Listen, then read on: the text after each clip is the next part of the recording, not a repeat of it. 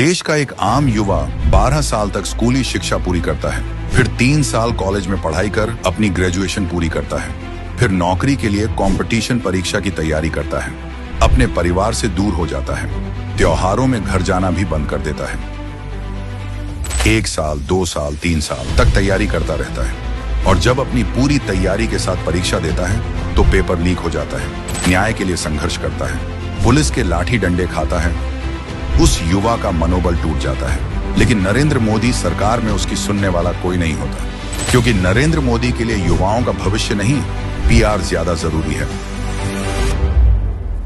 नरेंद्र मोदी ने देश को निराशा काल में धकेल दिया है। बेतहाशा बेरोजगारी, महंगाई, गरीबी ने आम इंसान की जिंदगी मुश्किल बना दी है। लगातार होते पेपर लीक और नरेंद्र मोदी की कुनीतियों ने रोजगार खत्म कर दिया है। महंगाई इतनी है कि आम इंसान पेट भर अच्छा खाना नहीं खा पा रहा। लोग तंगहाली में जीवन जी रहे हैं, आत्महत्या जैसे कदम उठा रहे हैं। लेकिन नरेंद्र मोदी का पूरा जोर अपने दोस्तों की जेब भरने पर है, जनता को भय और भ्रम के जाल में उलझाए रखने पर है। जब भी मुद्दों की बात होती है वे खामोश हो जाते हैं। साफ है, नरेंद्र मोदी को जनता की कोई परवाह नहीं। वायनाड भीषण त्रासदी से गुजर रहा है। इस दुख की घड़ी में कांग्रेस परिवार वायनाड के लोगों के साथ है। उनके असहनीय दर्द को बांटने में जो कुछ बन सकता है, कांग्रेस के कार्यकर्ता वो सब कर रहे हैं। हम चाहते हैं वायनाड के लोगों की तकलीफ कम हो, वे जल्द इस आपदा से उबर जाएं। हमें उम्मीद है दुख की ये रात जल्द छंट जाएगी, फिर नई उम्मीद, नई रोशनी घर कर जाएगी। वायनाड आप अकेले नहीं, कांग्रेस आपके साथ है। तो मेरे ये सीधे सीधे सवाल इलेक्शन कमीशन से बनते हैं कि ये रिपोर्ट बहुत ही डिटेल में, मैं आप लोगों से आग्रह करूंगा इस रिपोर्ट को देखें, उसके कुछ ही पन्ने में लाया हूं। उन्होंने कॉन्स्टिट्यूंसी वाइज इसका विश्लेषण किया है, फेज वाइज विश्लेषण किया है, राज्यवार किया है, पार्लियामेंट्री सीट वाइज किया है और दिखाया है कितने कितने अंतर से कौन कौन जीता और कहां कहां ये जो वोट परसेंटेज बढ़े हैं।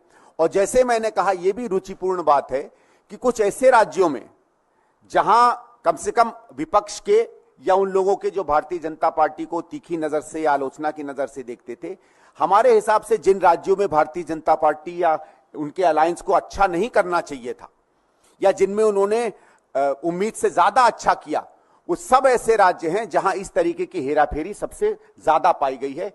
उसमें महाराष्ट्र है, उसमें आंध्र प्रदेश है, उसमें उड़ीसा है, उसमें बिहार है और उसमें कुछ बाकी राज्य हैं जो इस तरह में आते हैं। तो हम भारतीय राष्ट्रीय कांग्रेस की तरफ से ये आग्रह करेंगे, अनुरोध करेंगे इलेक्शन कमीशन से कि इस रिपोर्ट को वो गंभीरता से लें। ये उसकी अपनी अकाउंटेबिलिटी का प्रश्न है, उसकी अपनी जवाबदेही का प्रश्न है, उसकी अपनी इमेज का प्रश्न है।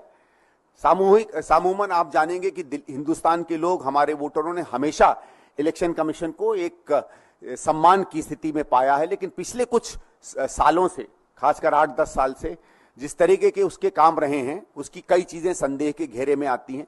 और अगर इस रिपोर्ट पर वो संतोषजनक जवाब नहीं देती है तो ये गंभीर प्रश्न बनेंगे। मैं आशा करूंगा कि चाहे इस बात से, चाहे और जो तमाम नागरिक समूह उससे ये सवाल पूछ रहे हैं, वो अपनी जवाबदेही मानेंगे और सवाल देंगे। और अगर ऐसा नहीं होता है तो हमारी पार्टी इस बात पर सोच रही है कि क्या इसको हम किसी न किसी और स्तर पर या बड़े स्तर पर ले जाकर इस पर कोशिश करें कि क्या इस पर इंक्वायरी हो सकती है या इलेक्शन कमीशन पर हम प्रभाव डलवाएं। Thank you. Hi sir, morning. मेरा नाम रजनास। पहले आप देखे हो ये वो आपका इधर आया ना, सूजीपारा तुम्हारा आया ना, इधर आया ना, वो टाइम आप देखेगा मेरे को वो मन नहीं है, मेरा नाम आपको मन नहीं है, अभी मालूम है, वो वीडियो देखे ना, अभी मालूम है सर। वो मिसअंडरस्टैंडिंग है, वो चैनल, वो केरला का एक सोशल मीडिया चैनल है ना, वो फेक है। आपका साथ में प्रॉब्लम नहीं है, आप मेरा एमपी है, मेरे को मालूम है, मेरे को क्या क्या चाहिए ना आप मेरे को करेगा, मेरे को मालूम है। वो 2 दिन का वो कल है ना, वो कल टाउन में वो थोड़ा प्रॉब्लम है, वो टाउन में वो पूरा वीडियो वो आपको उधर का आदमी है, कांग्रेस का आदमी है ना, उसको मैं दिएगा पूरा वीडियो, आप पक्का देखो, डेंजर से वो आप देखो, वीडियो देखो। वो टाइम में पुलिस के पास ये गलत पता नहीं है, मैं देखेगा, आप गाड़ी के बाहर आएगा, वो डोर ओपन, वो पुलिस बंद करे ना, आपको बाहर चाहिए, वो पुलिस को आप बाहर नहीं चाहिए, पता नहीं वो क्या है, आपको पब्लिसिटी बहुत आएगा, वो उसको नहीं चाहिए, वो इधर का पुलिस को वो नहीं चाहिए, वो प्रॉब्लम है। सर आपको साथ मेरे को प्रॉब्लम नहीं है, आप मेरा एमपी नहीं है, लाइक फैमिली मेंबर्स है ना, आप मेरे को पूरा आदमी पब्लिसिटी को बहुत करेगा, आप पब्लिसिटी का नहीं। अब 2 दिन के पहले वो मस्जिद के साथ वो मेरा अंकल है, वो मामा का ब्रदर है, वो मेरे को बोला वो राहुल गांधी आएगा 2 दिन के बाद में, वो 4 दिन का वो आपको क्या चाहिए पूरा रेडी करेगा, 100 कर दिएगा, वो पूरा वो मेरे को बोला। वो साथ में एक बोला और कैमरा मैन के बोला आप बाहर जाओ, मेरे को फोटो ऐसे पब्लिसिटी नहीं चाहिए, आप ऐसे बोलेगा। आप जेन्युइन पर्सन है सर, आप जेन्युइन पर्सन है, मैं इंडिया है ना, इंडिया का एक मैं बोलेगा आप जेन्युइन, आप नॉट वो क्या बोलेगा, आपको एक्टिंग मान नहीं, आप जेन्युइन पर्सन है, आपका साथ मेरे को प्रॉब्लम नहीं है, वो मिसअंडरस्टैंडिंग है, आपको एनी टेंशन मेरे साथ में मेरे साइड में आया है ना, really sorry, I am really sorry, love you sir. अब्दालीचा राजकीय वंशज अमित शहा, अहमद शाह अब्दाली, तो पण शहाच होता, तो अहमद शाह होता, हे अमित शाह आहेत। अहमद शाह अब्दालीचा हा राजकीय वंशज हा इकडे वळवळायला आला होता, आम्हाला हिंदुत्व शिकवतोय। अरे नवाज शरीफचा केक खाणारी अवलाद तुमची, तुमच्याकडनं आम्ही हिंदुत्व शिकायचं? शिवसेनेने हिंदुत्व सोडलं का? आम्ही हिंदुत्व सोडू काय म्हटलं तर लगेच त्यांनी हिंदुत्व सोडलं। मग आणखीन एक त्यांनी एक शब्द काढलाय, ते हिंदू मुसलमान मुला मुलीचं लग्न झालं आणि काय झालं की लव जिहाद। मग तसं मी म्हणतोय, तुम्ही बेशरमपणाने तुमच्या सत्तेसाठी सरकारमधनं माणसं फोडताय, पक्ष फोडताय, पक्ष चोरताय। कोणत्याही पक्षाच्या जाहीरनाम्यामध्ये मुसलमानांसाठी काही जर का असेल तरी देखील तुम्ही त्यांना जवळ करताय, आणि आम्ही आमचं हिंदुत्व जे काय आहे ते सांगितल्यानंतर मुसलमान आमच्या सोबत असतील तर आम्ही औरंगजेबाचे फॅन क्लब। मग तुमचं जे काय चाललंय हा सत्ता जिहाद नाहीये, हा सत्ता जिहाद आहे।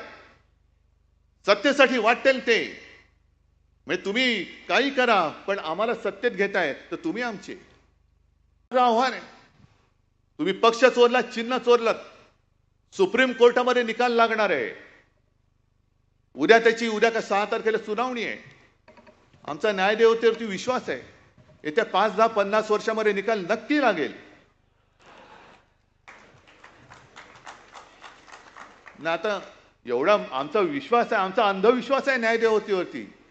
एक 50 वर्षामध्ये निकाल नक्की लागेल, पण तो निकाल लागायचा तेव्हा लागेल मी जनतेच्या न्यायालयामध्ये निकाल मागण्यासाठी न्याय मागायला आलेलो आहे। तुम्ही कधीही घ्या, ठीक आहे, पावसाचं थैमान आहे, पण त्याच्यानंतर पावसाचं थैमान झाल्यानंतर भगव्याचं थैमान सुरू होईल, भगवं वादळ या महाराष्ट्रामध्ये येईल।